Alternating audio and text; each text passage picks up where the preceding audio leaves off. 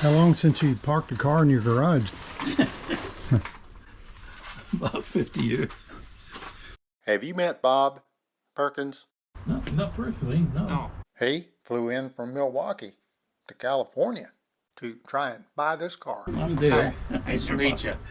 After a little meet and greet, they were headed to Dale's garage. Dale's old Mustang hadn't been on the street since the mid-1970s. Didn't run. Original engine gone. No keys. Charred in a house fire 10 years ago. That old white Mercury Cyclone's not the car. The old Mustang's up in the garage. Even neighbors had scarcely seen it. He keeps that door shut. Dale knew what he had. But how much of this old race car was left, and who cared? And like I said, the place is a mess. And to put this mess together requires a historian, a restorer, a collector who has his own cars, and somebody in the hobby who really knows Boss 429s. Bob Perkins. 9F02Z 181190 What's that tell you? tells me it's a 69 Boss 429. It's got those oddball fender bolts. See with they're flat on top. Most of them are usually like that, recessed, but they usually got a few of those on these Boss 429s. And these are the original 69 fenders, and they just put the 70 side marker light in it. I can tell by the way they're rolled. And then they just put the 70 headlight buckets on there to make it look like a 70. Lots of room to work on the headers with the Boss 9 shock towers. Yeah. Easier to get to the spark plugs, too. It was a Boss 429. It doesn't have the Boss motor in it. It's got a Cobra Jet 429 in it. And I raced it a few times, and it's been sitting for a long, long time. Correct 69 Boss 429 radiator. Original finger guard. Well, I took the antenna out and just put a Block off plate. Yeah. Looks like the original windshield. See if the VIN tag's on the other side here. Oh yeah. That's a nice piece to have on there.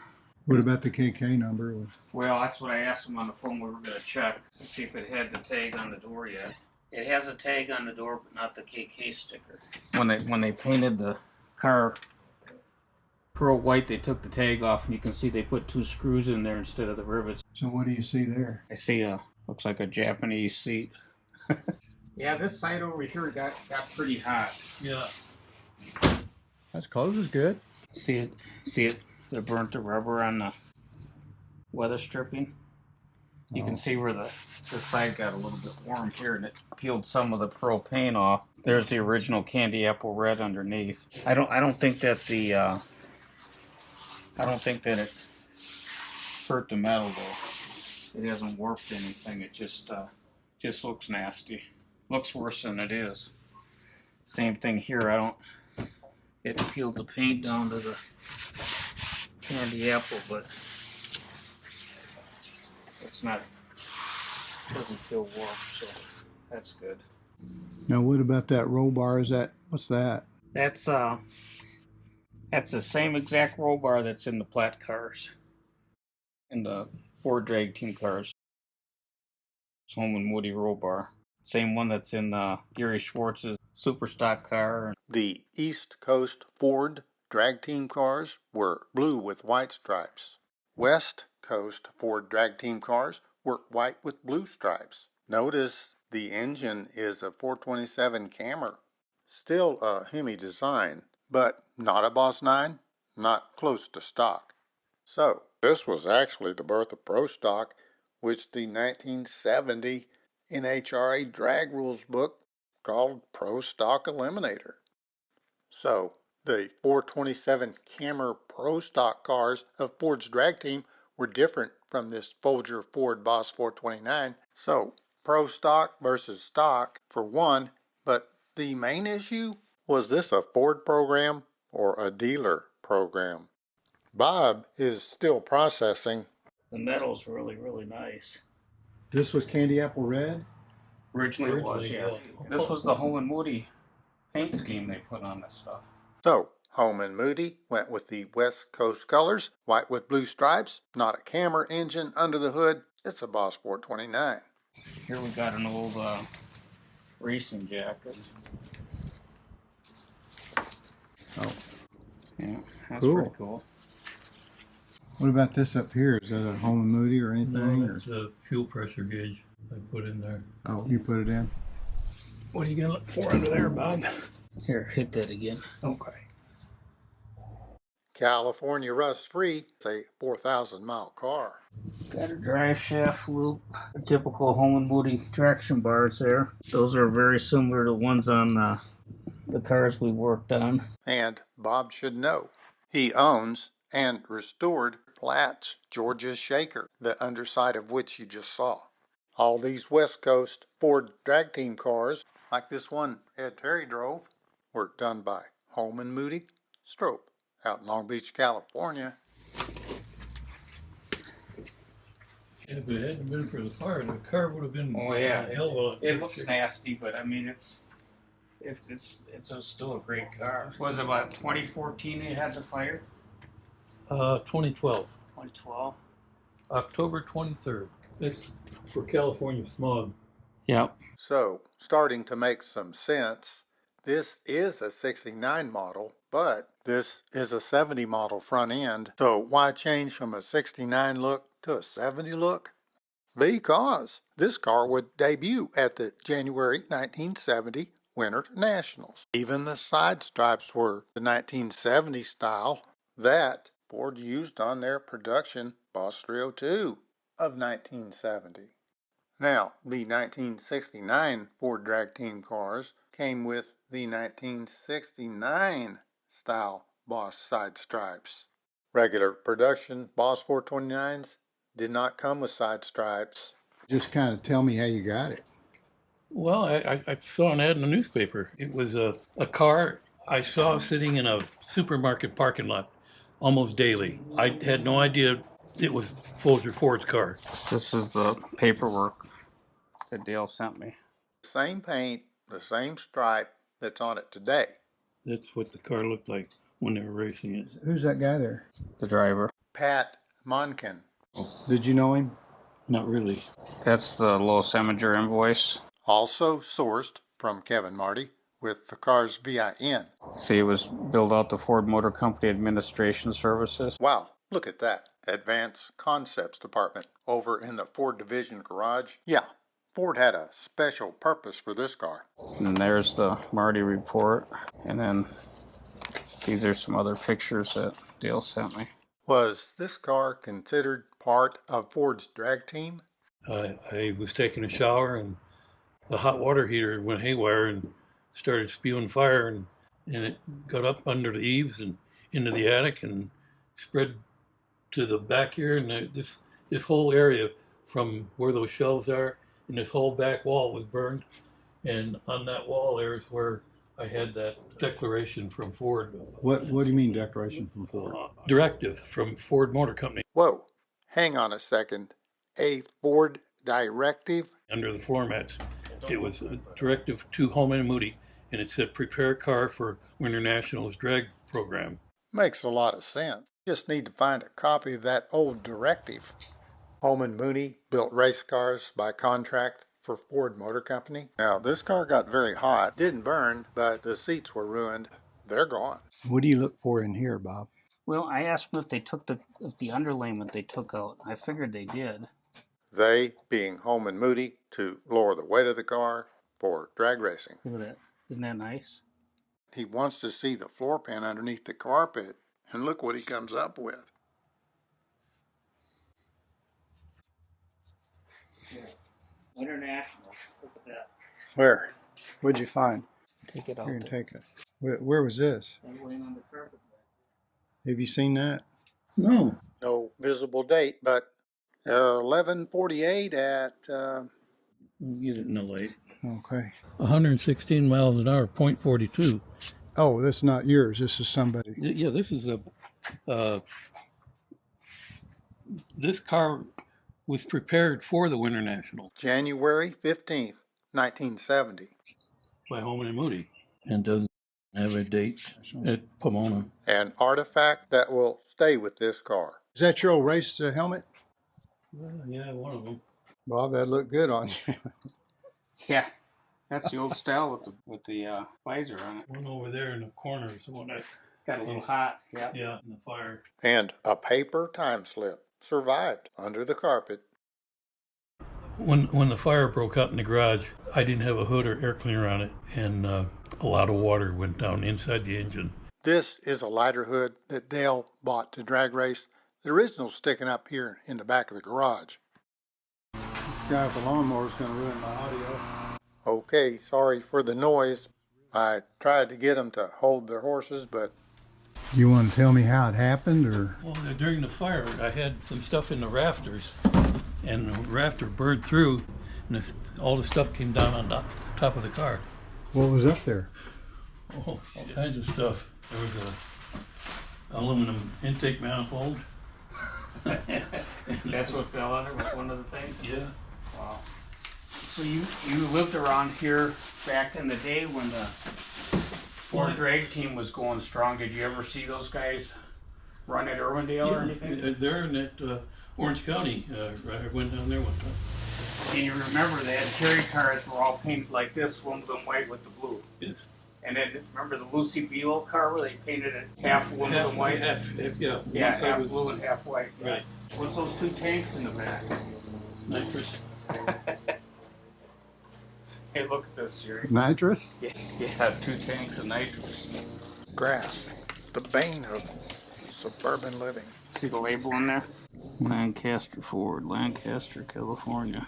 Where Dale worked in the parts department. Anything that you took off the car after you got it that might be Boss 429? Any sway bars or anything? Or No, the nothing. sway bar went down it when I got it. There's Cobra Jet heads, 428 Cobra Jet heads. And there's a dual quad setup. Are you interested in selling some of these extra parts? Well, for the right price, yeah. Yeah. Here, take a picture of that. Isn't that cool? Original 69 Mustang front bracket. That's pretty. That's really cool. Back then, the Performance Ford dealership in Southern California. Yeah. Foulger Ford. Looks like a 780. And 780's a Boss. Well, it's a Boss reel too. I used the bowls and stuff and used the center off an old original one and replayed it.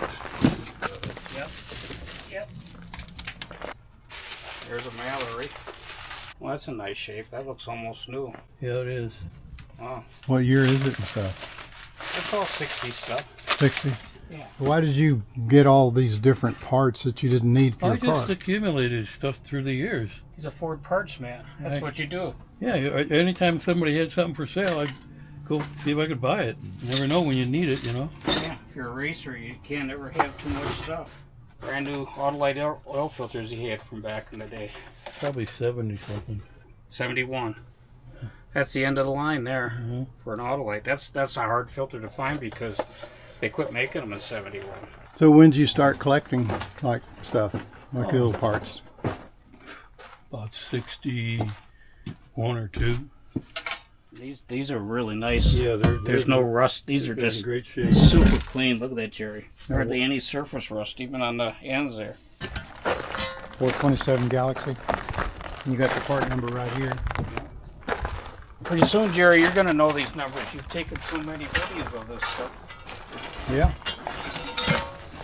Oh, and here are the adjusters for the passenger For the seat in seats, that car. yeah, we'll need those.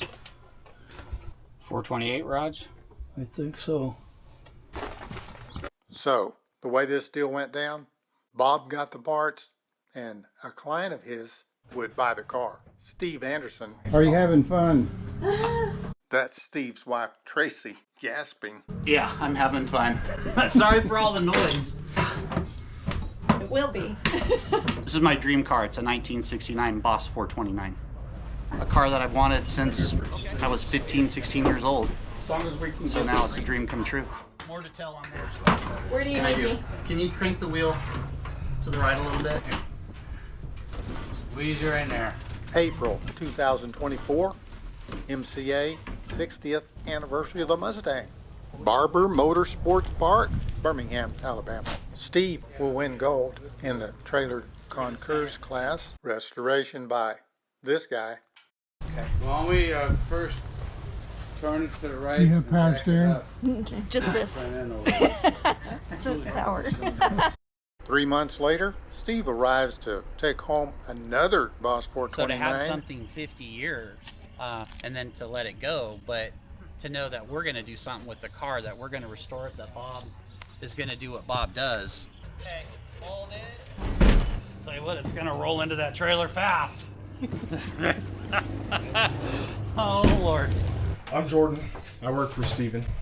President of Anderson Group International. After a fire, a flood, a hurricane, a tornado, we come in with crews, we come in with equipment, and we do the emergency service and cleanup. This is my brother-in-law, Brett, a car fanatic and a car junkie as well. When I told him we were coming down here, he said, hey, I want to come check it out. So you can just lift up a block? That's probably my limit right there. There's the original tranny. Right there. 4-speed top loader. They're VIN numbered to the car. Well, we'll get all that stuff out and see it. So he's going to wrestle another block. I've been doing these a long time. I don't see people pick up blocks. You would have heard a hernia pop out of me if I tried to pick that up. What do you ever seen anybody pick up a block? Yeah, I used to. Believe it or not, I was a lot stronger in my younger days. I could pick up a bare block, carry it. What transmission is that for? That's for the car. That's the original out of the Mustang. Let's put that there. Now, what is this block? This engine block. That's a 427 side oiler. That one's dated 67, I think. Now, what do we got here? Part of goodies. So when is the last time this car's been out of the garage? Like 76. Wow. So I'm just going to air it up to about 30. Hey, where is the plug-in to try to air up the shocks? In the trunk. Oh, in the trunk. Okay. Those are some meats on the back. So when you would launch, would you actually pull the front wheels? Oh yeah. In fact, the first time I launched it with nitrous, it scared me. I mean, I was looking at the sky. I was afraid it was going to flip over. Under fluorescent lights, this thing had a light blue haze to it. Oh, you're kidding me. It looked beautiful. Did you hear that, Jerry? Light? Oh, that's going to be awesome. I'm going to be 80 in 7 months, Lord willing. Drums would be heavier. Yeah, that stuff's good. I never had any trouble. The thing is, when the car's done, it's a 4,000 mile rust-free car. They've never even altered the rear wheel wells because it was when it was raced in pure stock. So they couldn't alter the wheel wells or anything. Dale really pushed the limit of those wheel wells with bigger wheels and tires. It was born in '69, but they converted it to a 70 so they could race it as a 70. So that's why they changed the marker lights on the fenders and the quarter panels and put the 70 taillight panel in there. It's the same blue as the rest of the two-tone. Bob is really cool. He's like a, he's just like a history book. Is it hard to get rid of this car? Well, kind of. I mean, I've had it for, 50 years. I've had it since 74. Do you mind saying what it costs then, or? Well, I'd rather not. Well, I bet it was under $5,000. who can say? Yeah. Well, you saved it. The blue's got the Corvette too. Door panels look pretty good. Yeah. Ford's drag team cars had this door panel. Of course, that steering wheel is not close to stock. A vintage Sun tack compared to this tack odometer on the Hubert Platt Ford drag team car. And the keys that Dale could not find. The keys. He wasn't sure where they were at. Got both keys right here. Morrow Ford. Those water pressure and oil pressure.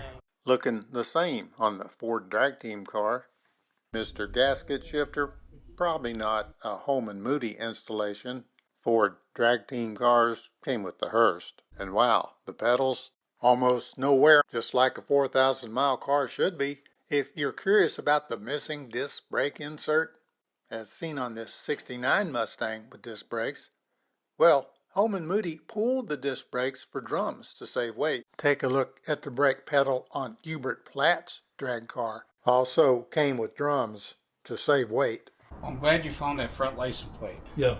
That's really going to help the provenance of the car. We got the original hood. 69, when they started the Ford drag team, Mr. Foulger was one of the key individuals from Foulger Ford. You know, this color was painted exactly the same as the West Coast drag team cars that Ed Terry drove, the 2 Mustangs and the Cobra Fairlane, you know, Dave Steiny's cars. So this car was actually part of that Ford drag team, even though it wasn't you know, promoted that way. It was in the Foulger Ford drag team lineup of their cars, and they had several cars. The hood wasn't on the car when they had the fire in the garage.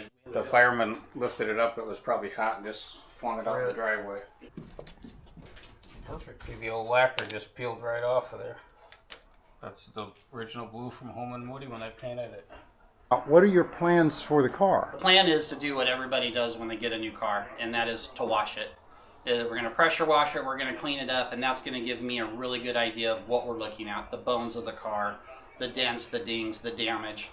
And then after that, it's going to go back into a trailer, and it's going to go east to Bob Perkins' place. Those of you out there that are going to see me wash this car with a heavy degreaser and a Scotch-Brite pad are probably going to have a heart attack. Okay.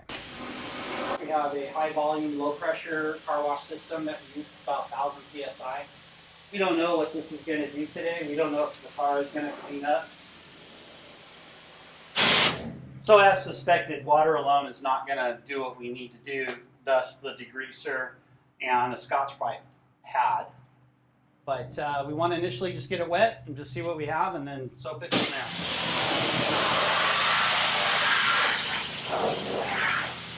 Again, the goal today is really just to get the bulk dirt off, maybe see what's under it.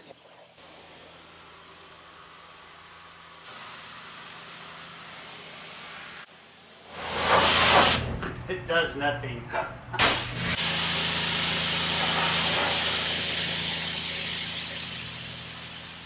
It's pretty good at removing the paint that's flaking, but again, that's all just part of the process.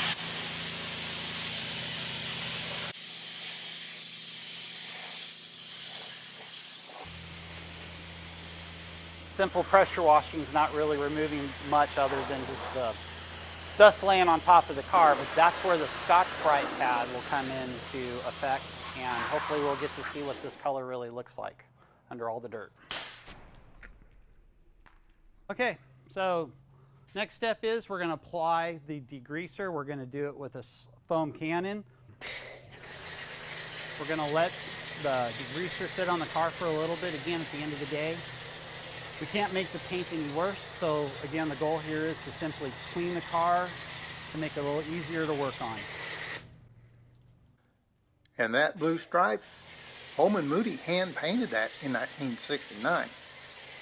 Same for the white paint with the pearl. Is this the book you're missing? Published by CarTech. One I was thinking of. Okay, well I got this one for you. Okay, But that's the car. there it is. Yep. Yeah. We all went to the garage and I was thinking, oh man. So that's it right there. That's it. Yeah, that's the car. Glory Days, Southern California, 1970, Irwindale Raceway. Pearl white and metallic blue. That's my plaque car there. So I live up in Bakersfield. So have you ever run this at Famosa? No, No, haven't gone up that far. no.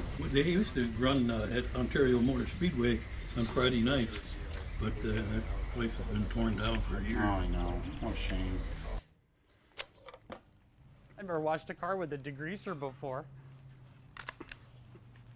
I just don't want it to dry. It's still a big improvement, and again, it's pretty exciting to be able to wash this car after so many years. All right, let's start with the windows, see what they look like. The car that Bob restored for us, is a show car. It's a concourse trailer moving hopefully to thoroughbred. So let me ask you a question. Sure. What do you say to people who say, you need to drive this show car? What do I say to them? I say I would hate to have one flaw, one blemish, one mark, one oil drip or anything on that. I mean, when you look at this car and you see the product that we have, it's just amazing. So this will be a car that Bob will let me drive, and that will be exciting. So that's a story for another day on how I learned that I couldn't drive my car. But that's the exciting part, is to be able to actually sit behind the wheel of a car with the history it has. So I think that'll help the process. This is at washing this off.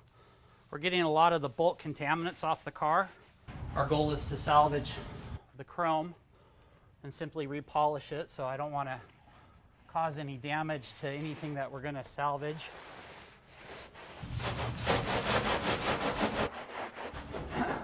Never washed a car before where it makes that sound.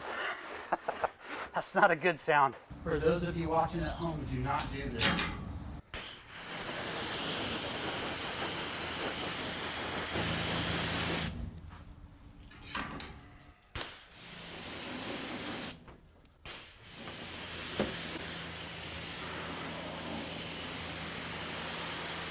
And there'll be a lot more to come as we, tear out the interior, pull the motor, get under the suspension. I know that there's a lot of original Holman and Moody parts that are on the car, again, as it was prepped in 69 to race in 70. Not much of an improvement, but better than it was. Yeah. I gotta go get more product anyway. Think about that. I think I might have the right chair for you. 50, I can't do as much as I used to be able to. You're preaching to the choir, man. Almost 50. You're preaching to the choir, man. So I think what we're going to have to do is take this car panel by panel to really do a better job on it and try to get some of the bulk contaminants off of the car. This body, while it may not look like it, what's great about this car is we can't find anywhere where additional holes were drilled in the body. We can't find that the fenders have been rolled. Most drag racers would get in and cut the fenders. They would take a baseball bat and remove the body line and try to roll the fender to get as much tire as they could on the rear. We're not finding that. And we're just using more of the same degreaser product. This car has not been tampered with like that. So again, it's a great candidate for a restoration. We think the bodywork will hopefully be very straightforward. Again, we're going back with the original colors from 1970. So it's making a difference. It's not taking everything off, but accomplishing our goal, and that is, again, just getting the heavy contaminants off of the car. 50 years of grit and grime. All right, let's give it a wash. Let's just get the big stuff off the car. All right.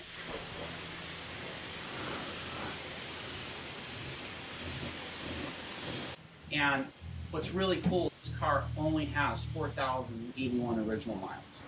So for a Boss 429, 1969, 4,081 original miles. It's just going to be a great piece of history to restore, and we're excited about it. We're going to video the whole process and steps along the way.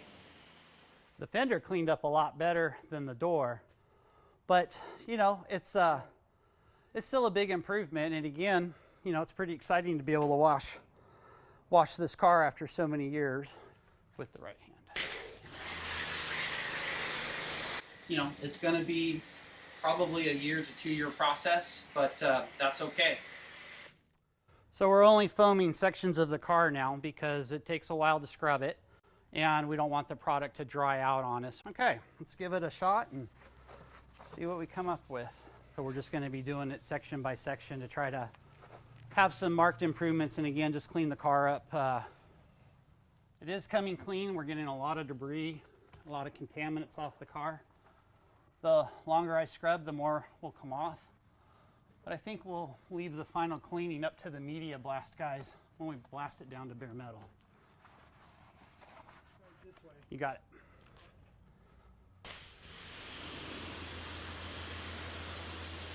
We're going to film it, we're going to have a documentary of it, and we're going to have some great before and after footage of the car. So hope you enjoyed this. Well, the chances of this car coming clean and making it look new are going to be slim and none. But again, I'm pleased with the process and the progress. It may not look clean, but it is clean.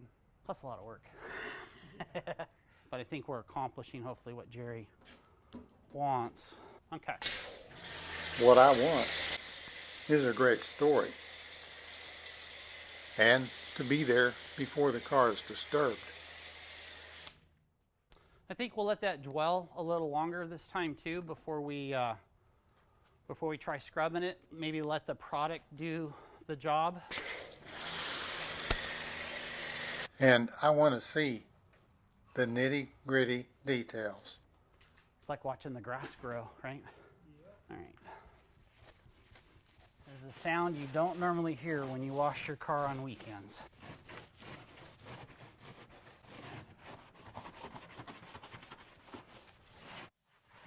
And I washed some dirty vehicles in my time, but never something as bad as this. That's for sure.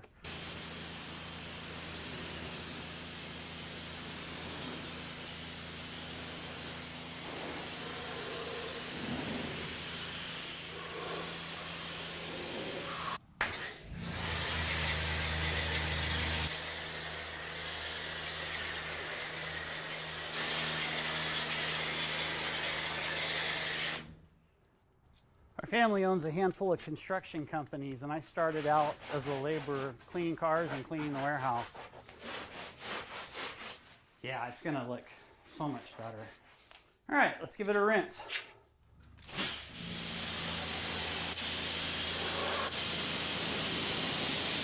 That'll make him happy.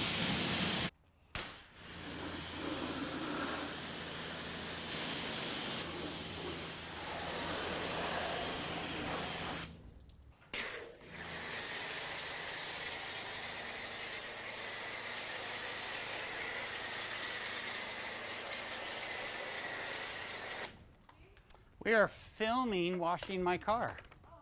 Isn't that exciting? Hasn't been washed in 50 years. Yeah. It's crazy, huh?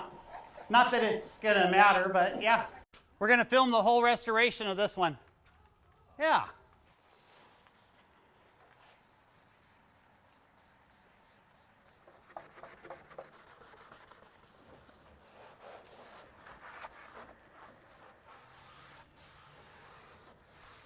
That's the sound of a chrome bumper. That's the sound it should never make. Missed a spot. Yeah, thank you, Mr. Producer. This might be the one spot that gives you the best indication of what the original paint color looks like with the pearl that is in it and some of the metallic that goes in the blue. Ready for me to hose it down?